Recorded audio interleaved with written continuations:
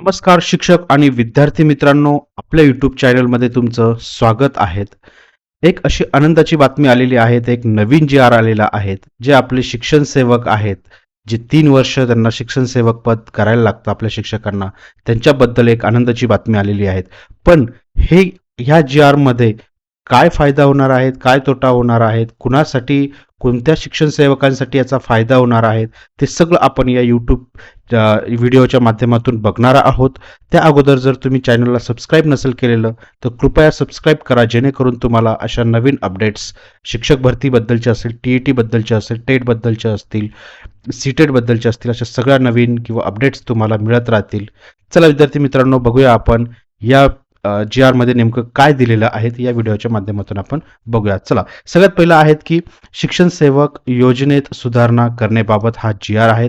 शिक्षण सेवक जे आपलं असतं 3 वर्षाचं, 3 इयर्स कंप्लीट करायला लागतात आपल्याला शिक्षण सेवक म्हणून. तर त्याच्यामध्ये काय बदल केलेला आहे आणि तो फायदा कुणाला होणार आहे, त्याचे काही नुकसान आहेत का, ते आपण या व्हिडिओच्या माध्यमातून बघूया. सगळ्यात पहिलं बघूया की हे बघा, महाराष्ट्र शासन शालेय शिक्षण क्रीडा विभाग यांनी हा जी आर काढलेला आहे. ठीक आहे. तर या जी आर कधी आलेला आहे, तर 18 फेब्रुवारी 2026ला हा जी आर आलेला आहे. बघा, त्याच्यामध्ये त्यांनी संदर्भ पण दिलेला आहे 1, 2 आणि 3, जे 2000 साली, 2003 आणि 2025 असे संदर्भ पण दिलेले आहेत. त्याची प्रस्तावना बघूया, म्हणजे काय नेमकं या जी आरमध्ये त्यांना म्हणायचं आहे. ओके. सगळ्यात पहिलं, राज्यातील स्थानिक स्वराज्य संस्थांच्या शाळा तसेच 100% अनुदानित खाजगी शाळा, स्थानिक स्वराज्य संस्था म्हणजे ज्या काही आपल्या झेडपीच्या शाळा असतील, ज्या 100% ज्या शाळांना अनुदानित खाजगी अशा शाळा असतील, ज्यामध्ये प्राथमिक शाळा असेल, उच्च प्राथमिक असेल, माध्यमिक असेल, उच्च माध्यमिक शाळा असेल, तसेच अध्यापक विद्यालये, शासकीय विद्यानिकेतने व सैनिकी शाळा यांचा समावेश आहे. अशा सर्व शाळांना सन 2000 पासून शिक्षण सेवक योजना लागू आहेत. म्हणजे वरती जे हे मी सांगितलं 1 नंबरचं जे वाचा म्हटलेलं आहेत, याच्यामध्ये हा निर्णय होता. त्या निर्णयापासून म्हणजे 2000 पासून शिक्षण सेवक ही योजना लागू झालेली होती 2000 सालापासून. ठीक आहे. या योजनेतील काही तरतुदींमध्ये वेळोवेळी सुधारणा करण्यात आल्या आहेत. सद्यस्थितीत या योजनेनुसार उमेदवारास थेट शिक्षक पदावर नियुक्ती न देता 3 वर्ष कालावधीसाठी मानधन तत्वावर नियुक्ती देण्यात येते. बघा, म्हणजे हे मानधन तत्व होतं. 3 वर्ष जे आहेत हे मानधन तत्व आहेत.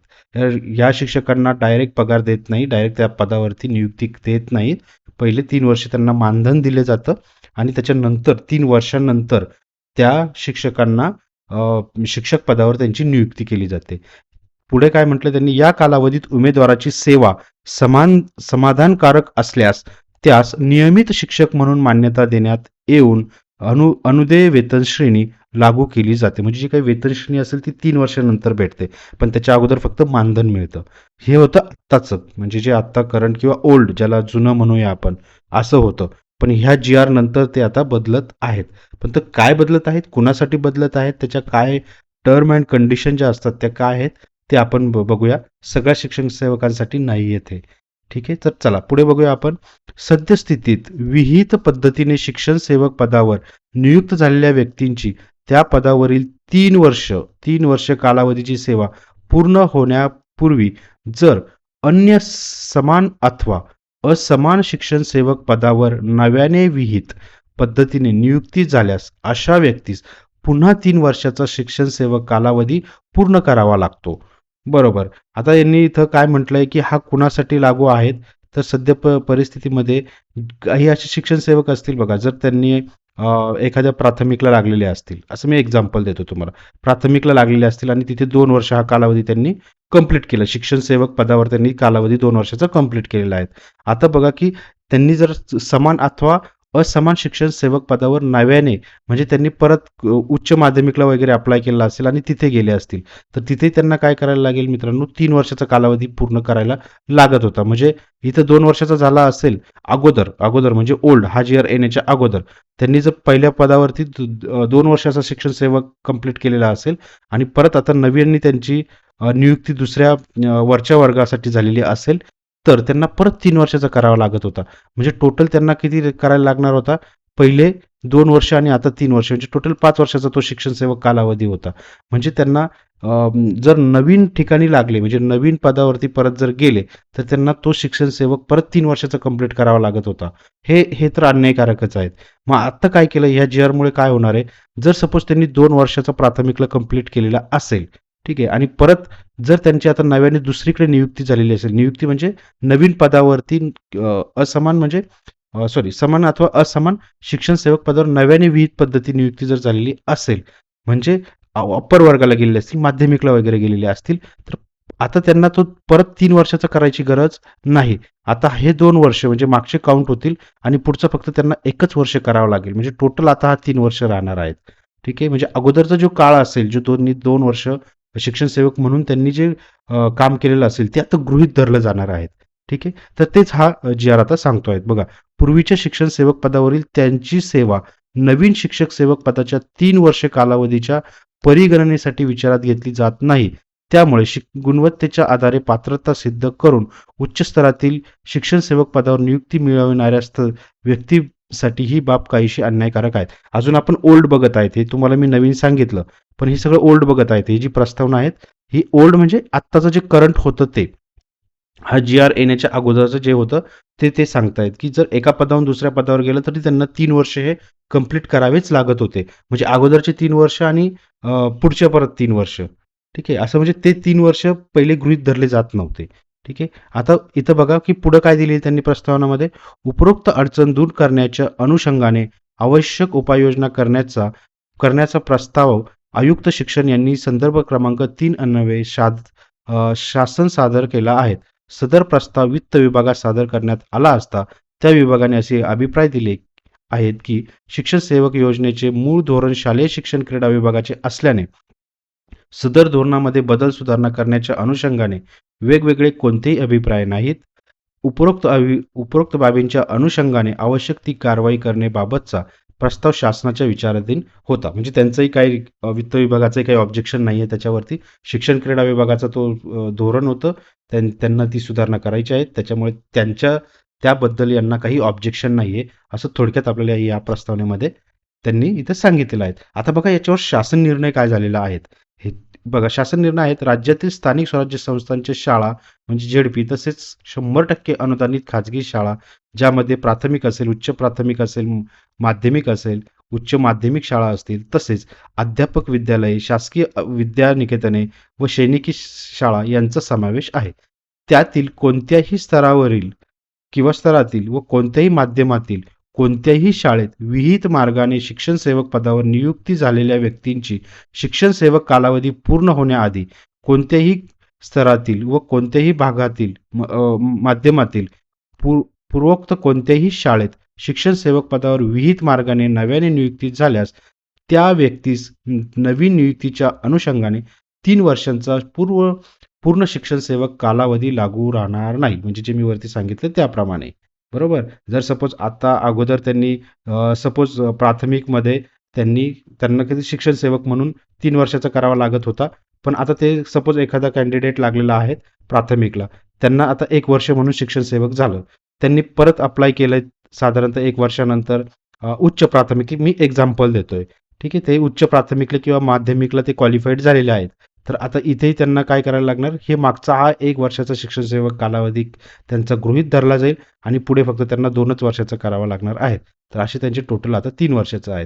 3 वर्षाचा शिक्षण कालावधी आपल्याला करायला लागतो, अजूनही करायला लागतो तो. फक्त काय होतं, जर तुम्ही एका पदावरून दुसऱ्या पदावरती उच्च पदावर गेलेले असेल किंवा परत दुसरीकडे लागलेले असतील, तर पहिला 3 आणि आत्ताचा 3 असं नाही होणार. आता फक्त सगळा टोटल मिळून तुम्हाला 3 वर्षाचं शिक्षण सेवक पद हे करायला लागणार आहेत, असा हा शासन निर्णय म्हणत आहेत. अजून पुढे आपण बघणार आहोत त्याच्यावरती, या 3 वर्षाच्या याच्यावरती अजून बघणार आहोत पुढे.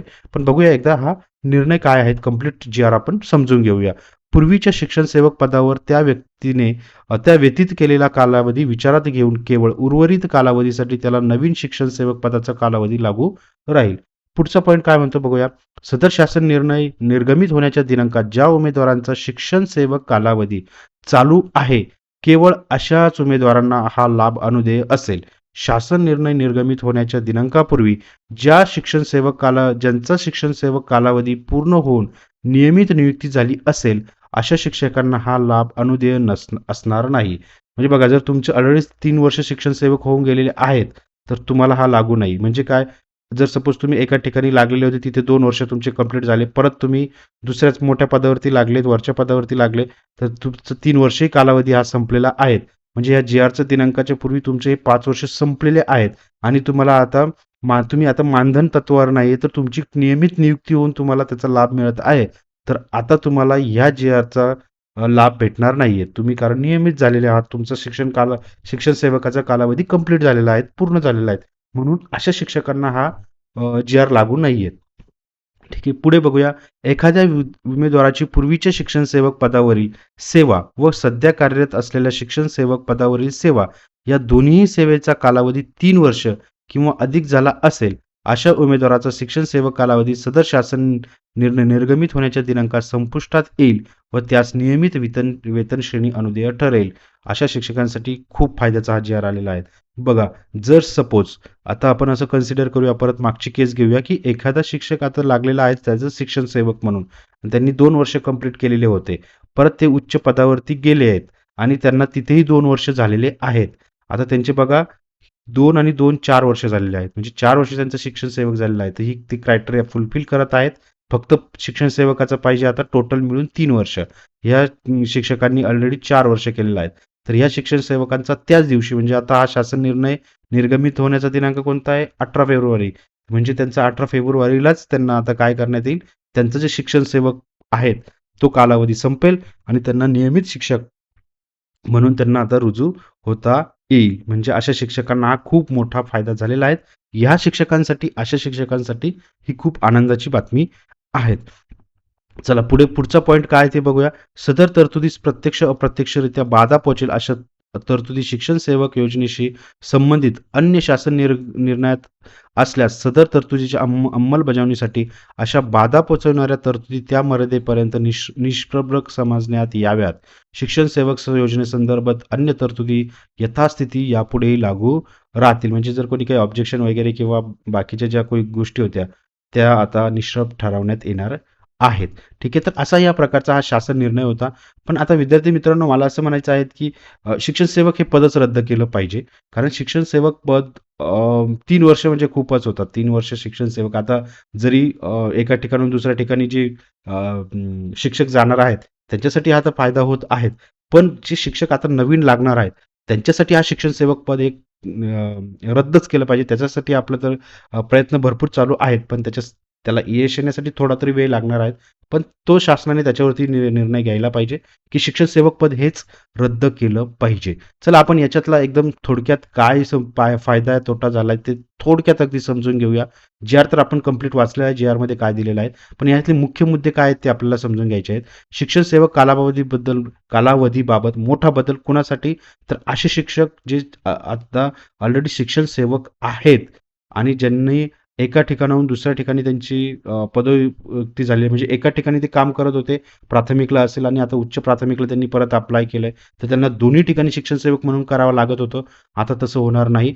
तर आतापर्यंत काय होत होतं, तर बघा, एखादी व्यक्ती शिक्षण सेवक असताना दुसऱ्या शाळेत दुसऱ्या व्यवस्थेत नव्याने त्यांची निवड झालेली असेल, खूप महत्वाचं आहे हे, नव्याने निवड ज्यांची झालेली असेल तर 3 वर्षांचा शिक्षण सेवक कालावधी पुन्हा नव्याने करावा लागत होता. अगोदर पण 3 वर्ष करा, नव्याने तुमची निवड झाली तर परत 3 वर्ष करा. असा हा जाचक निर्णय होता, नियम होता. तो आता राहिलेला नाही. म्हणजे आधी केलेली सेवा मोजली जात नव्हती. म्हणजे 3 वर्ष आता मोजले जात नव्हते. ठीक आहे. तर आता काय झालंय, नवीन जी-आर नुसार, म्हणजे हे आता होतं, जी-आर येण्याच्या अगोदर हे होतं. आता जी-आर आल्यावरती काय झालंय बघा, जी-आर आल्यावर आता पुन्हा 3 वर्षाचा कालावधी बंधनकारक नाही. जर उमेदवाराने आधी शिक्षण सेवक म्हणून सेवा केलेली असेल आणि पुन्हा शिक्षण सेवक पदावर निवड झाली तर आधी केलेली सेवा विचारात घेतली जाईल. फक्त उर्वरित कालावधीच पूर्ण करावा लागेल. म्हणजे सपोज त्यांनी आता असे शिक्षक असतील ज्यांनी शिक्षण सेवक म्हणून 1 वर्ष कंप्लीट केलेलं आहेत आणि आता परत त्यांची नव्याने कुठेतरी दुसरीकडे उच्च माध्यमिकला जर झालेली असेल तर त्यांनी आता परत जर 2 वर्ष कंप्लीट केलेले असतील तर आता टोटल त्यांचे मागचे गृहीत धरले गेले. म्हणजे आता त्यांचे 3 वर्ष ऑलरेडी कंप्लीट झालेले आहे. त्यांना परत अजून 1 वर्ष शिक्षण सेवक करण्याची गरज नाही. त्यांचे 3 वर्ष झालेले आहेत. ते आता नियमित शिक्षक म्हणून त्यांची निवड होणार आहेत. ठीक आहे. कोणत्या शाळांना हा जी आर लागू आहेत शिक्षक मित्रांनो, विद्यार्थी मित्रांनो? तर स्थानिक स्वराज्य संस्थांच्या सगळ्या शाळा 100% अनुदानित खाजगी शाळा, प्राथमिक त्याच्यामध्ये प्राथमिक असेल, उच्च प्राथमिक असेल, माध्यमिक असेल, उच्च माध्यमिक असेल, शासकीय असतील, आश्रमशाळा असतील, सैनिकी शाळा असतील. ठीक आहे. तर याचा लाभ कुणाला मिळणार आहे? तर जी आर निघालेल्या तारखेला जे उमेदवार शिक्षण सेवक आहेत, तर ज्यांचं शिक्षण सेवक पद कंप्लीट झालेलं आहे त्यांच्यासाठी नाही आहेत, पण जे आत्ता सध्या शिक्षण सेवक आहेत अशा सगळ्यांसाठी हा जी आर लागू होणार आहे. ज्यांचा शिक्षण सेवक कालावधी अजून पूर्ण झालेला नाही, म्हणजे पण यात पण कंडिशन कशी आहेत मित्रांनो? तर ज्यांनी अगोदर पण केलेलं आहेत काही शिक्षण सेवक कालावधी, परत दुसरीकडे निवड झाल्यानंतर पण आहेत, अशांसाठी मागचा जो आहे तो त्याला काउंट केलं जाणार आहे, त्याला मोजलं जाणार आहे, तो गृहीत धरला जाणार आहे. तर बघा, ज्यांनी आधी काही कालावधी सेवा दिलेली आहे तर हा लाभ कोणाला मिळणार आहे? अतिशय महत्त्वाचं, कन्फ्यूज कुठे होऊ नका. ठीक आहे. जी आर आधीच ज्यांना बघा, जी आर आधी ज्यांचा शिक्षण सेवक कालावधी पूर्ण होऊन नियमित नियुक्ती झाली आहेत अशा शिक्षकांना हा लाभ नाहीत. बरोबर, ते आता ऑलरेडी शिक्षक झाले आहेत, त्यांना तो शिक्षण सेवक कालावधी त्यांनी ऑलरेडी कंप्लीट केलेला आहे. ठीक आहे. वेतन श्रेणीबाबतचा काय निर्णय झाला तर एकूण शिक्षण सेवक कालावधी 3 वर्षापेक्षा जास्त झाला असेल तर जी आरच्या तारखेपासून शिक्षण सेवक कालावधी संपुष्टात येईल आणि नियमित वेतन श्रेणी लागू होईल. खूप महत्त्वाचं आहे, नियमित वेतन श्रेणी लागू होणार आहेत, त्यांच्यासाठी आनंदाची बातमी आहे. पण मला अजूनही याच्यावरती असं म्हणायचं आहे की शिक्षण सेवक कालावधी जो आहे तो कंप्लीट काढूनच टाका. सरळ सरळ तुम्ही भरती करतच आहात. एवढं टेट देताय, सी टेट देतायत, टी टी देतायत, एवढे विद्यार्थी पास होऊन येत आहेत, अभ्यास करून येत आहेत, तर सगळं तुम्ही क्रायटेरिया त्यांचा अगोदर फुलफिल करून येता यायचं, त्यांना नियमित शिक्षक म्हणून घेतलं पाहिजे आणि नियमित वेतन श्रेणी मिळाली पाहिजे. त्याच्यासाठी आपले प्रयत्नही चालू आहेत.